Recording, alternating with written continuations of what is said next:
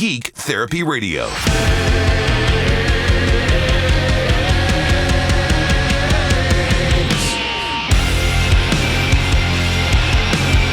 Welcome to Geek Therapy Radio. You've got your mental curator, Johnny Hemberger, the tinkerer I am. I'm doing this recording a little bit differently because, well, it's fun to experiment. Usually I use, and in this regard I'm talking about my microphone, usually I use my tried and tested venerable MXL V67G.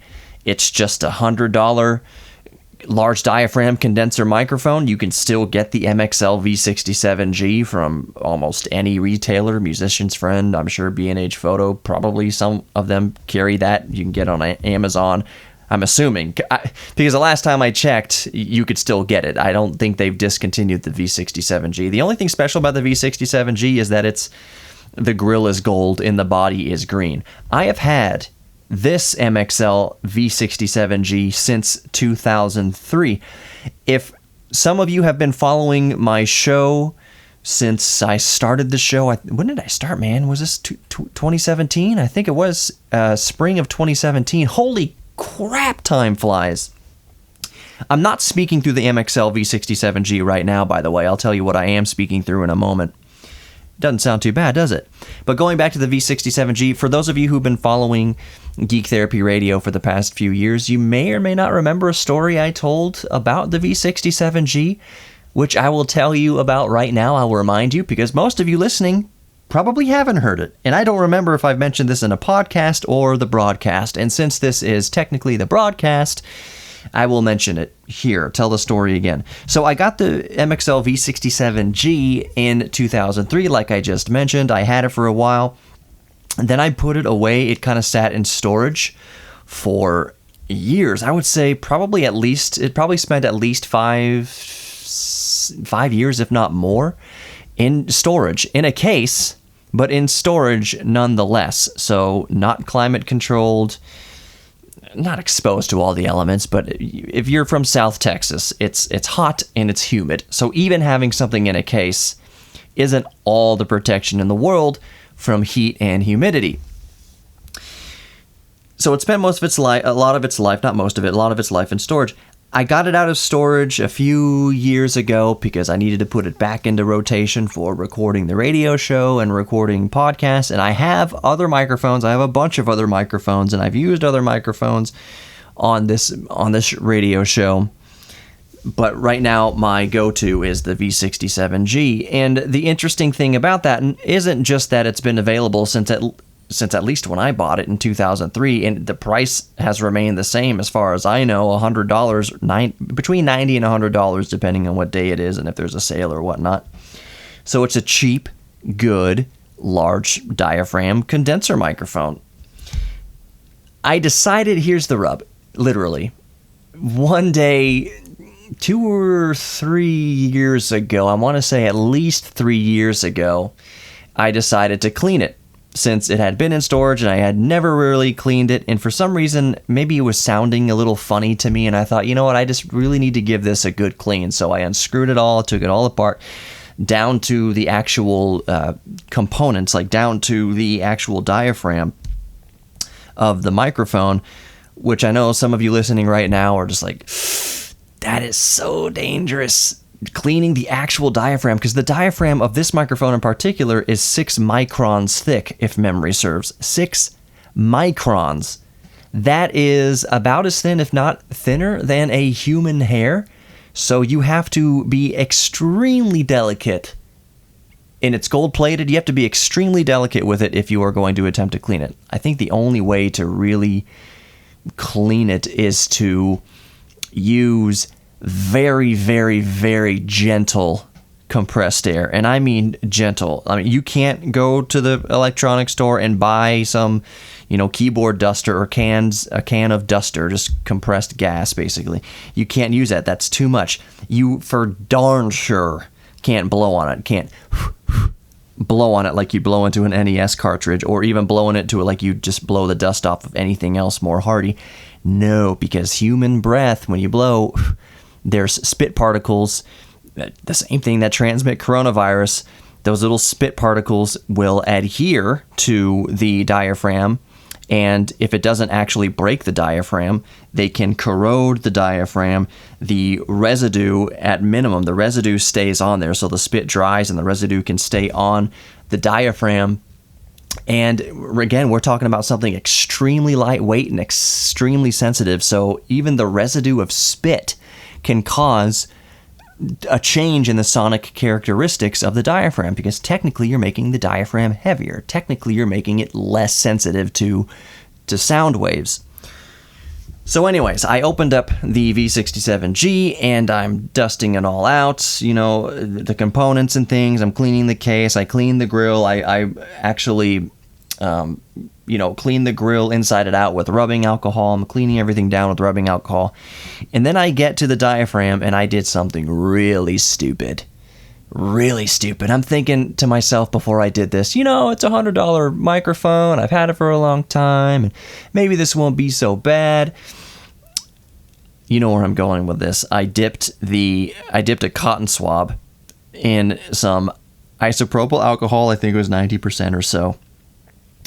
And I began to extremely gently, I mean just delicately, start cleaning the dust off of the diaphragm, because there is dust on the diaphragm. And yeah, it was not great.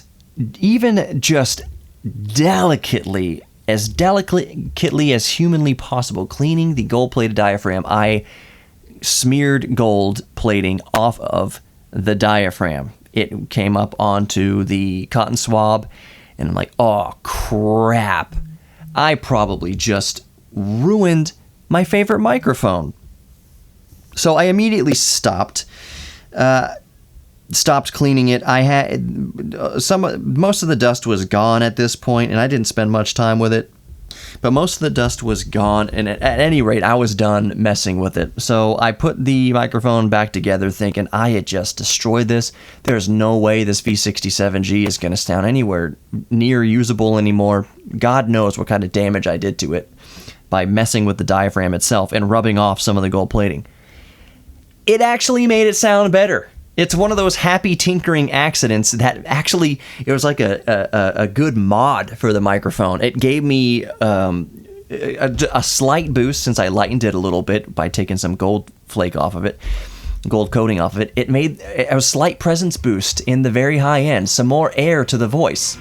But let me tell you what microphone I'm using right now for this broadcast. Stay tuned, more Geek Therapy Radio to come. Don't go anywhere.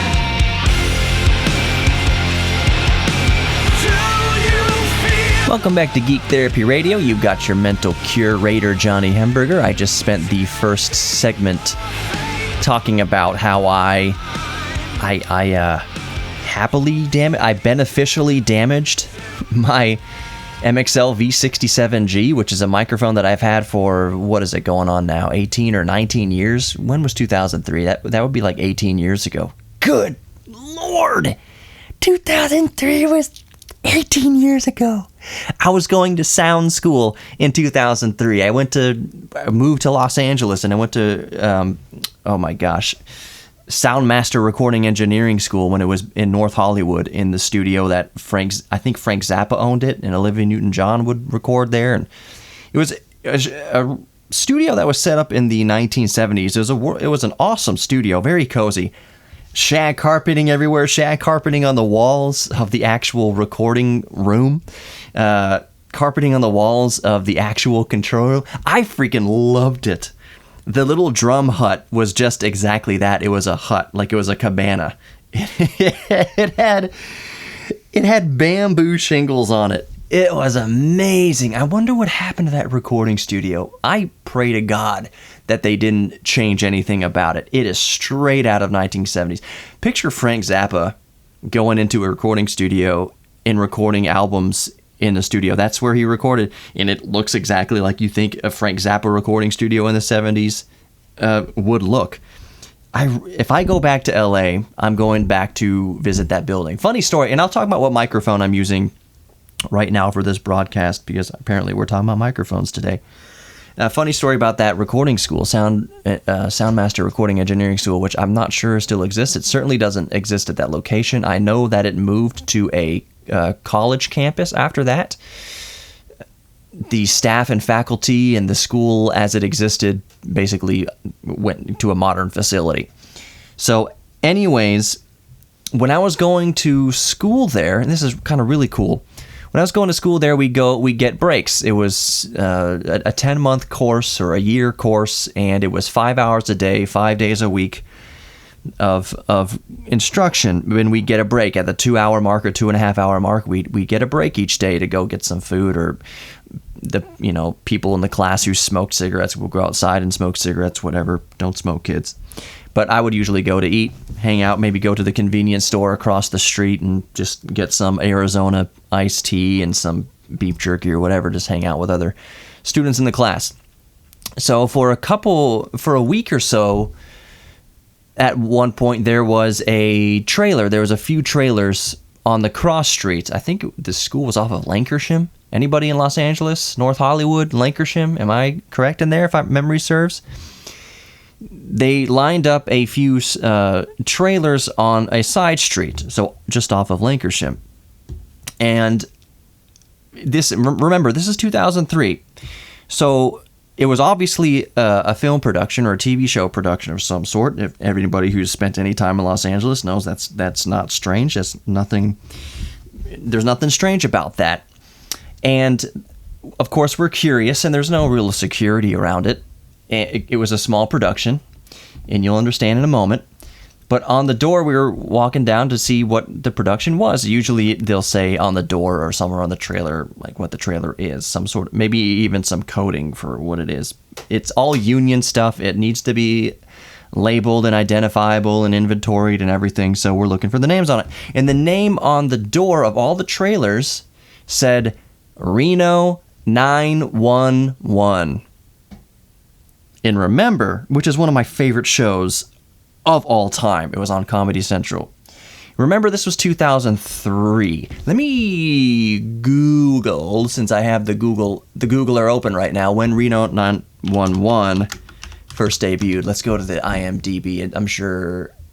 Okay, so original release, July 2003. All right, my story checks out. This would have been... Yeah, I would have been at Soundmaster at exactly July 2003. I remember it was very hot outside in LA during this time. It's a dry heat in July of 2003, so that completely lines up. But the show hadn't aired yet. It hadn't aired yet, and I had watched enough Comedy Central, and it wasn't, even if it had aired, it wasn't big. Nobody really knew about it yet. But these trailers were out there for Reno 911, and it said some of the cast members' names on there, and I didn't know any of them at the time. But it was really cool that Reno 911 was filming in that location for a few days. And when I went back later on, this may be a couple years later on, that I caught this, I was watching Reno. Oh my gosh, did the recording stop? No, we're good. I dropped my pen right on the keyboard. I went back to watch Reno 911, or an episode kind of aired, a rerun, whatever. And I was like, because I was waiting, because I would watch episodes of Reno 911 thinking, when am I going to see whatever they were recording around the Soundmaster Recording School when I was going to school there? I hadn't seen it to that point. And then there was an episode, I forget which episode it is. I'm sure I can go back and research. And maybe I'll mention it in a podcast coming up, or maybe in the description of this podcast, if I can find it. No promises on that, because I'll see if I can find it, because I forget what exact episode. It was an episode where they went to a head shop, so a place that sells bongs, basically. And there was a bong shop called Blue that was I think it was called Blue, right across the street from Soundmaster Recording School. I mean, it was just it wasn't even a block over. It was literally just across that side street, maybe 50 feet door to door from where I was going to school to this head shop called Blue. And in the episode, they were questioning an employee that worked at this bong shop, and I was like, that's the bong shop that was right across the street from the recording school. Awesome. And of course, how the way kind of show business works and all that, they recorded a bunch of other scenes that were used in various other episodes around that part of town. So every time I would watch an episode and I would recognize, oh, you can see the sound school right there. That's where I would stand every day on break. So it was kind of cool to see where I went to school on a popular TV show. There's probably few people listening to this recording right now, listening to this broadcast, or if you're listening to the podcast that doesn't know what Reno 911 is. I should reach out to a cast member of Reno 911 and see if I can get them on the show. Now that it's fresh in my brain, I would love to talk to them and say, hey, do you remember recording that episode? We're at the bong shop, at the head shop. I think it was before it was legal in California. Yeah, it was. They may not remember. The actors film all over the place, but I just thought it was a cool story. They filmed a bunch of scenes for Reno 911 right outside of the recording school that I was going to. It was really fun. So there's not a whole lot of time left in this segment, but I want to talk about the microphone I'm using. Maybe we will get into the actual specs of it coming up in the third segment and move on to some other stories. We'll see. But the microphone I'm using it's called I got to go to the other tab. The Takstar SGC-598 shotgun microphone. And that is meaningless to you right now. But the kicker here is that it cost $22. Yes, it is a piece of cheap Chinese whatever that continually pumps out of China. $22. It is technically a condenser shotgun microphone that you're supposed to cold shoe mount to a camera, to a DSLR or whatever, and you put a windscreen on it. There's no windscreen on it right now. I just have my pop filter in front of it. I'm about 5 inches from the front of the microphone, and there's a pop filter a couple inches between me and the microphone. And it takes a single AA battery, which the specs say lasts for 100 hours. I'm not too sure I believe that, but it lasts a long, long time. I don't trust specs for any Chinese device ever. They are not held to any sort of standard of truth with the Chinese products. But $22, I thought, you know what? It can't hurt. It's $22, even if this thing sucks. $22 is low enough to experiment with. And you know what? It sounds good. You've been listening to it this entire time. I wouldn't say it sounds as good as my V67G, my MXL V67G, but it sounds good. So in the next segment, let's talk about some specs. And there's another microphone that I have on the way that I want to talk about. This is kind of like the microphone episode. What should I title the podcast? Anyways, more Geek Therapy Radio coming up. Don't go anywhere.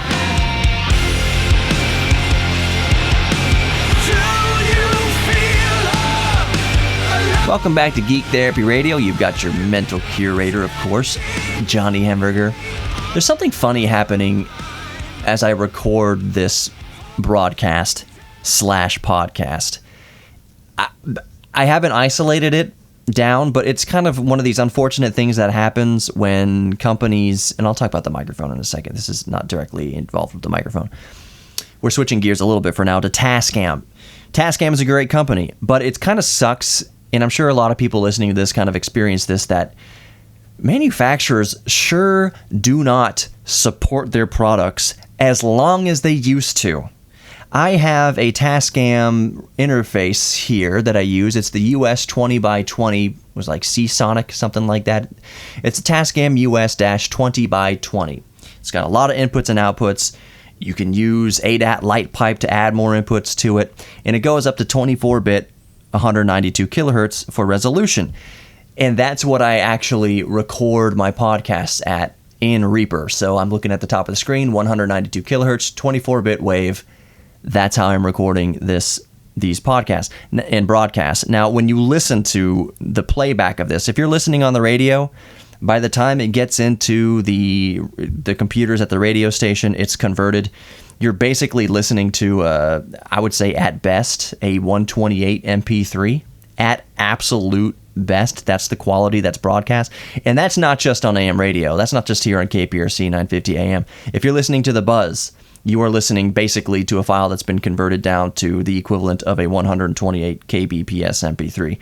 And I know what you're thinking, it's pretty terrible. That's terrible sound quality. I wouldn't listen to that plebeian sound quality. If I put the file onto my phone, and you can't even, I don't even think you can download 128 files anymore. Like if you go to the Apple Store or Google Play or whatever like that, I don't think you can even download songs at that low bit rate. I think it's all at least 256 right now. But don't quote me on that. Either way, when you're listening to broadcast radio, you are not listening to anything better than the equivalent of a 128 kbps MP3. And that's not the end of the world. That's not a bad thing when you're listening to a broadcast. That is way good enough for an AM broadcast, and that is still way good enough for an FM broadcast. Just the way that the bandwidth works on the frequencies, especially on AM, it's so narrow. It's a lot wider, obviously, on FM, but you're still not getting the full 20 to 20 kilohertz frequency response listening to FM radio. You just are not. The best way to listen to radio, obviously, is to stream it. Oh, I guess this is a good plug for the iHeartRadio app. You can stream it, the radio station, anytime you want. That's the most pristine quality you're going to hear a radio broadcast, is if you stream it live over the internet. But even that it's only starting with 128 kilobit per second equivalent MP3, and then it's further compressed by whatever streaming codec is used. All that to say, as I record the podcast and the broadcast, I record at 24-bit 192, and the best way, man, I don't even know. By the time I upload it to Spreaker, which is what we use to upload the podcast, what I upload to Spreaker is a 320k BPS MP3, which is really good. I don't care what kind of audiophile you are. It is darn near indistinguishable to tell the difference between even a 320 kbps MP3 and a 44.1 kilohertz full bandwidth 16-bit wave file. And I know there's going to be some sneering and I know, because I thought I was one of them. But you do one of those listening tests where it's like, hey, identify which one is an MP3 and identify which one is a 24-bit wave. We've talked about this ad nauseum on the show. I've had guests on, Colin Worth from This Does Not Compute. We've talked about these audiophile topics. What it boils down to in fidelity always boils down to the mix. How good was it mixed? And it turns out a 44.1 kilohertz mix at 16-bit, if it's mixed wonderfully, sounds infinitely better than a terrible mix at 192K 24-bit. That's just the truth of it. You might think, oh, I'm going to listen to a 192K 24-bit FLAC file. It's going to sound superior to whatever. Well, if the mix is bad, if the engineering was bad, if the mastering was bad, if it's all crushed and normalized to 0 dB and there's just no dynamics, no nothing, the soundstage sucks, the mix sucks, there's no shelving, there's no decent EQ, the mix is just bad, it's going to sound bad, if not worse, at 24-bit 192 ultra high fidelity, because it's kind of like when HD TV came out, all of a sudden you can see all the imperfections on someone's skin. Oh, I didn't realize this news anchor had so many wrinkles, or the news reporter out in the field had so many pimples. Pimples. HD, high definition anything, just in reality exposes how bad something is. So, and I tell people that all the time. I know we're going down tangents, but welcome to Geek Therapy Radio. I tell people all the time, because I see comments on YouTube, on popular YouTubers' channels, and they're saying, talking about audio and whatever. And you'll always see a comment below from a layperson or a beginner that says, well, it's easy to get good sound quality when you're using a $6,000 shotgun microphone, or a $6,000 condenser, or a $50,000, Neumann U67 that's been not even like a $50,000 Neumann. That doesn't even have to be modified. It can just be a $50,000 Neumann. The point is, the comment is always something like, it's easy to get good audio quality if you're using $20,000 worth of equipment. No. Are you listening to the podcast right now, or even AM radio for that matter right now? I'm using a $22 Chinese microphone. And it doesn't sound half bad. That's just where the technology has gone today. So back to my point here. when people, if you're one of those people that thinks, and I'm not saying that you are, I'm not saying that you're not, but you might, if you're one of those people that thinks that, oh, my music would be better, or my podcast would be better, or my recordings would be better, or my videos would be better if I had a $50,000 camera, or a $50,000 audio interface, or a $50,000 microphone, the exact opposite is true. The higher definition gear you start using, the more it exposes how terrible your skills are.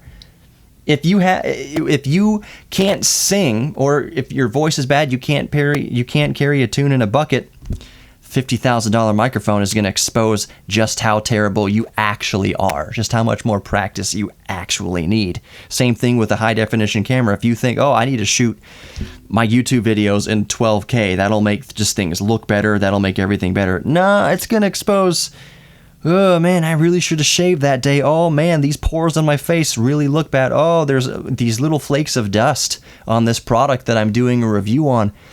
The higher fidelity you go in audio and in visuals is just going to expose how many imperfections actually exist.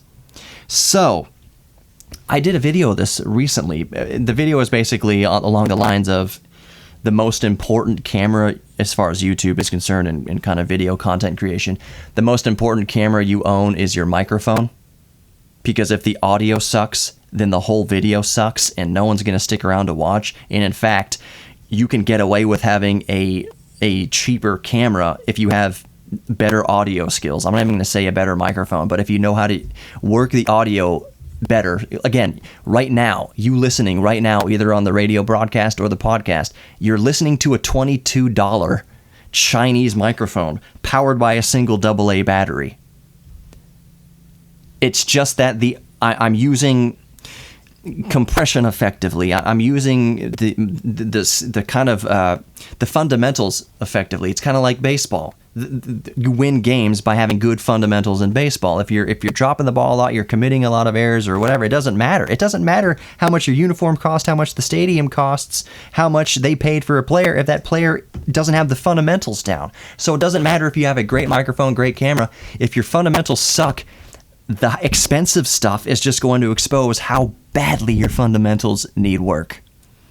So I guess that's the point of this segment, is you don't actually need thousands of dollars of equipment to make a good product, to make good content.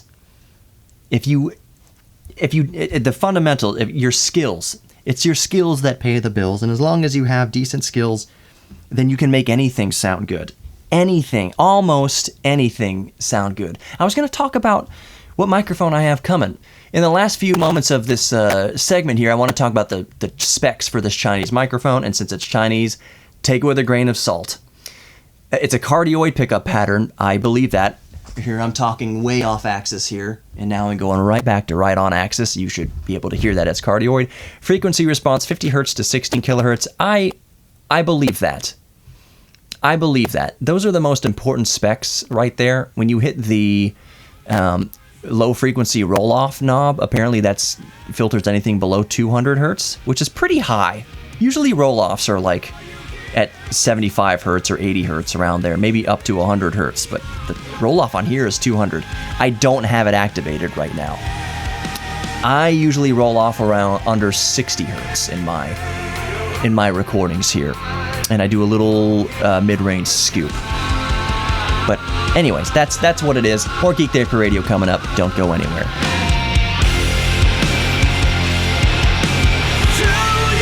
Welcome back to Geek Therapy Radio. You've got your mental curator, Johnny Hemberger. I will do the plugs because I haven't done the plugs yet in this show. Geek Therapy Radio Podcast is where you can find me on Facebook, Instagram, YouTube, Twitter, all that good stuff. Just literally Google search Geek Therapy Radio or Geek Therapy Radio Podcast. Search for it in your favorite podcast player. Of course, we here at iHeart prefer the iHeart Radio app, but you can search for it anywhere. Apple Podcasts, Spreaker, Google Podcasts, Pocket Casts is another popular one. Just Google, just search for Geek Therapy Radio podcast, and you're all set. But be sure to look for the red, white, and black color scheme. If you're seeing something that says Geek Therapy on it and it's not a color scheme that is red, black, and or white, that is not me. So Geek Therapy Radio podcast and all the social media and the podcast apps, just look for the red, white, and black color scheme. Also, my website, geektherapyradio.com. Very simple. geektherapyradio.com. The very first thing you see on geektherapyradio.com is a contact form where you can tell me your geek thing or leave me your questions and comments or just chat about whatever. You want to talk about Nintendo? Let's talk about Nintendo.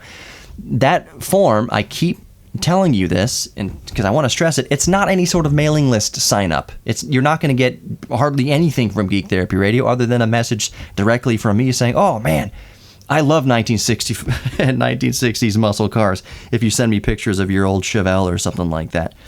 There's no sign up. There's no ask for donations or whatever. There is a link there that if you wanted to go to the Patreon, you certainly can help me buy diapers for my baby boy Riker. But it's not. When you go to geektherapyradio.com, you have to actually look and click on the link that says, give me money. The first thing you see is just a way to contact me. So that's all. geektherapyradio.com. And if you want to just skip all that and go right to the email, it's just Johnny, JOHNNY, at geektherapyradio.com. JOHNNY at geektherapyradio.com. And I see it in my inbox, and I say, oh, a listener in Spring wants to talk about vintage 286 computers. Oh, I've got a 286. I've got a Compact Desk Pro 286E. It's one of my favorite things that I have. Oh, I love CRT monitors. I have a couple CRTs still. Oh, I've got this guitar amplifier that needs to be recapped. Oh, I've got a pair of Mackie HR824s that I'm trying to sell that are really good monitors. I guess wink, wink, using the radio to hawk my monitors that I don't use anymore. Anyways, that's all the contact info there. I'm going to try. I keep trying to. So the ads you hear, I've been told they just pop up automatically in random, inopportune spots. I'm sorry. I try. I don't do that. That's not me. That is iHeart slapping ads in wherever they can slap ads in. And I try to put it in a natural break, but sometimes it doesn't always work. I will keep trying to do that. That's my promise to you. But if you're wondering, why is there ads that just cut off a sentence, it's because iHeart's algorithm just automatically slapped it in there. That is beyond my pay grade. You'll have to ask somebody else about that. I just apologize for the interruptions. And I also do not necessarily endorse what you hear in those ads. Maybe I do, maybe I don't. I don't know what ads they put in there. I don't know what ads you hear. If I listen to my own podcast and I hear an ad for whatever, I might think, oh yeah, that's a good company. I endorse that. Or I might think, I don't necessarily endorse that company. I don't know. I don't know what you hear. Same thing on these broadcasts. And maybe I'm a terrible, terrible radio host for saying this, but the content that you hear in between my segments, I don't necessarily endorse that either. I don't know what you're listening to from other shows that are different from mine, I will just say. Maybe I do support it, maybe I don't. I don't know. But that's that. So let's move on here. Like I was mentioning in previous segments, the microphone you're listening to right now is a $22 Chinese shotgun mic that I just didn't have time to set up the interface just right how I was going to record this. But I've got the 1/8 jack going right into the microphone interface. I've turned on the microphone because it's technically a condenser powered by that 1.5 volt AA battery. I've adjusted the gain on my interface to, it's at like 90%. Because I figured there's a gain boost on this microphone, which if you're just joining us is a Takstar SGC, what is it? Let me go back to the thing. Takstar, Takstar SGC-598 shotgun microphone, $22. I had got it plugged in to an ambigulator, a 1/8 to 1/4 inch ambigulator, going TRS into the microphone input, and I've adjusted the gain to 90% on the Tascam interface. Because I figured, like I mentioned, the gain control on the Tascam interface was going to be quieter than throwing the +10 gain boost on the actual microphone itself, $22 Chinese microphone. You know what? I'm gonna do that right now. Here's the gain boost going up. This might sound pretty wonk. Maybe I'll talk quieter to compensate. But yeah, here's the gain booster being turned on. So now the gain booster's on, and I'm talking a little bit quieter because I will peak it very easily if I don't talk quieter. So did that add a bunch of extra noise? If you're listening to the podcast, you'll be able to tell. If you're listening to the broadcast on AM radio, you definitely won't. But I'm going to click the gain back down to nominal. So that's back down to normal in my normal speaking voice. And I literally have this attached to my camera right now. The camera is sitting on the desk, and I've angled it back. It's kind of leaned back against the top tier of the desk, aimed at my mouth. And $22, man. I don't think that's too bad sounding for $22. The microphone I have that's coming on the way is the legendary RCA 77DX. Built, I believe it first came out in the 1940s. I believe my model technically came out the RCA 77DX came out in the early 50s. That's how long this microphone has been in my family. And just to reiterate, if you're just joining us, I'm not talking into the 77DX right now. But it's been in my family since the 50s, since my grandfather got it back when he worked for RCA in the 50s. And then my dad, who, those of you just joining us and maybe not realize, my dad was, rest his soul, Alan Hemberger, local TV anchorman, Live at 5. Art Rascon on Channel 13 was the person who eventually replaced my dad at Channel 13. And my dad retired afterwards. You know, he went to other stations. He was with Sherry Williams for a little while at WB 39. Is it even still called WB 39? Some of you listening might remember who my dad was.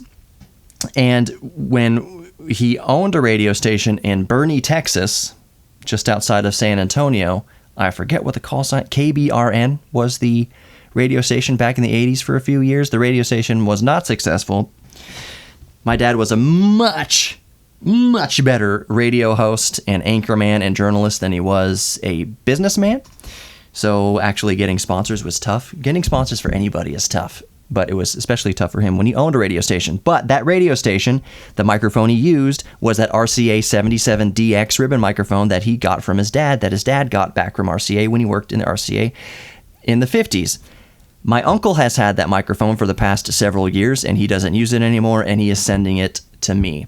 And you bet your bottom dollar I am going to be using that microphone a lot in upcoming broadcasts and podcasts. I'm going to have to test it out first. I might have it refurbished. The ribbon in it is definitely original to the 1950s. And if it's even still workable, I would be absolutely amazed. The other thing I got to consider is that if I can even plug it into this Tascam interface as is, does this Tascam interface have enough gain to run a ribbon microphone?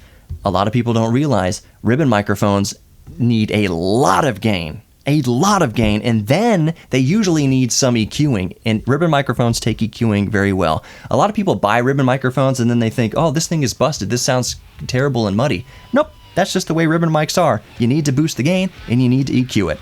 That's the end of Geek Therapy Radio for this week. Grab the podcast, look for the red, white, and black color scheme. Just search for Geek Therapy Radio Podcast in your favorite podcast app. But most importantly, remember that you are worthy of love. You're worthy of giving love, you're worthy of receiving love, and you're worthy of your own self-respect. Take care. If you'd like to sponsor Geek Therapy Radio, just go to geektherapyradio.com and let's talk.